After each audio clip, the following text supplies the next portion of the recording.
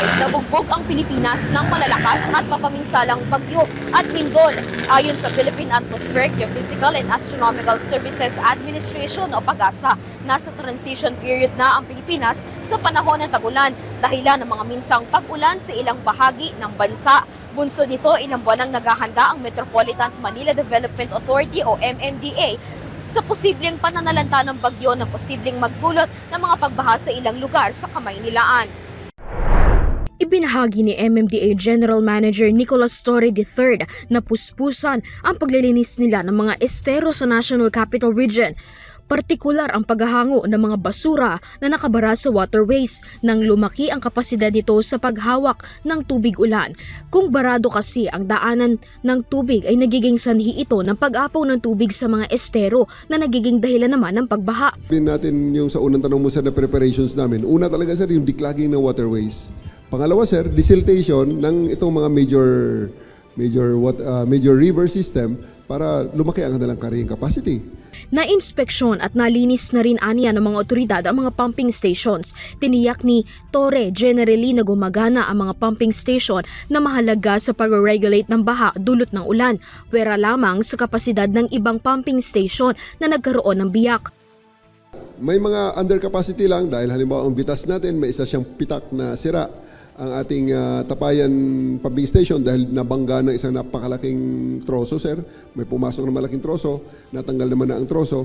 Ngayon ay under commissioning na uli dahil chinecheck lang, sir, kung hindi naka-apekto sa kanyang garbage. Ayon kay Torre, umaabot pa sa 7,000 tonelada kada taon ng mga basura ang nahahango ng MMDA sa mga estero lamang yan ng Metro Manila, habang halos 5,000 tonelada kada taon ng mga basura ang nahahango naman sa mga pumping station lamang. Solusyon ng MMDA, magkabit pa ng mga garbage trap at ilunsad ang oplan disiplina at yesto ayos sa iba't ibang lokal na pamahalaan sa Metro Manila.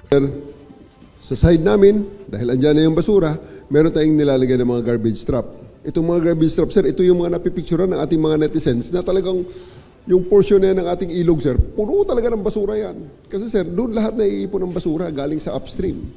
Pangalawa, sir, ito na. Nagla-lunch kami ng oplan disiplina, yes to ayos. Kaya kahapon, sir, nandun tayo sa Pateros dahil isa sila sa mga model na talagang yung local government ay talagang nagtatrabaho para mabawasan, sir, yung basura sa estero. Aminado rin ng opisyal na marami pang kailangang gawing paghahanda ang MMDA matapos bahain ang ilang lugar sa Metro Manila matapos lamang ang ilang oras na pag-ulan nitong Mayo.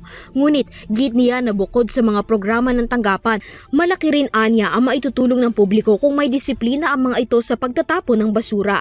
Nagbabala rin si Torres sa mga individual na magtatangkang magtapon ng kanilang basura ay huhulihin sa pamamagitan ng mga CCTV sa ilalim ng No Contact Apprehension Program o NCAP.